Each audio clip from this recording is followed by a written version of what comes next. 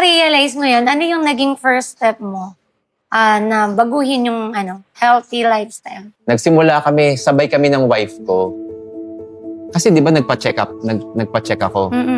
At that same exact time, last year, ay hindi ko makakalimutan yun, May 2024. Last year lang siya.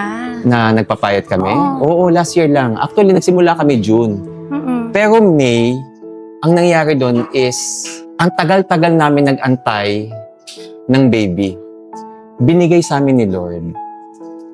Pero May, inalis din niya sa amin.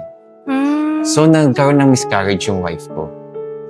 And then that very bad situation, that very painful situation, sabi namin, what will we do?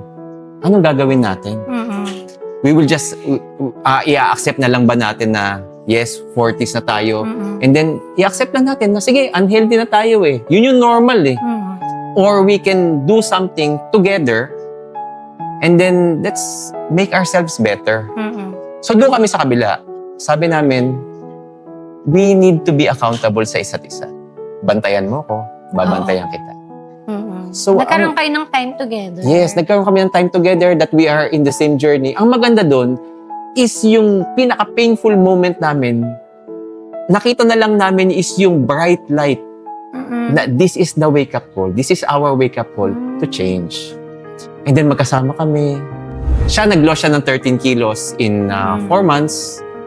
Nagkaroon siya ng abs. Ako naman, I lost 34 kilos. Gumanda naman yung katawan ko. Pero above and beyond that, naging mas tatay ako. Naging mas asawa ko sa asawa ko, sa family ko. Siya rin, naging mas nanay siya. Naging mas wife siya sa akin. And December 3, that's the birthday of my wife. Nalaman namin na buntis siya. Wow! So, di ba parang parang...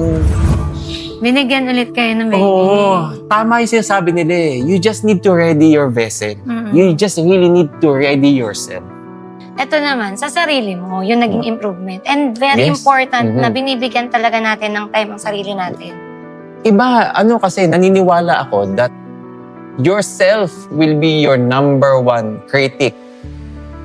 Kasi ikaw yung nakakita sa sarili mo sa salamin. Dumating ako sa time na parang maliligo ako, may salamin na malaki sa banyo. Oo. Iniiwasan ko yung salamin. Ayaw mo nang tingnan. Sobrang nabaho. Parang hindi mo nakilala yung sarili mo.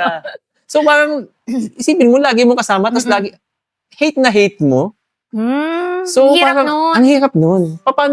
Paano mo sasabihin na you love yourself? Na hindi mo nga gustong tingnan yung sarili mo. Ang dami-dami mo, nagpapapicture ka, lagi ka nasa likod, mukha lang yung kita.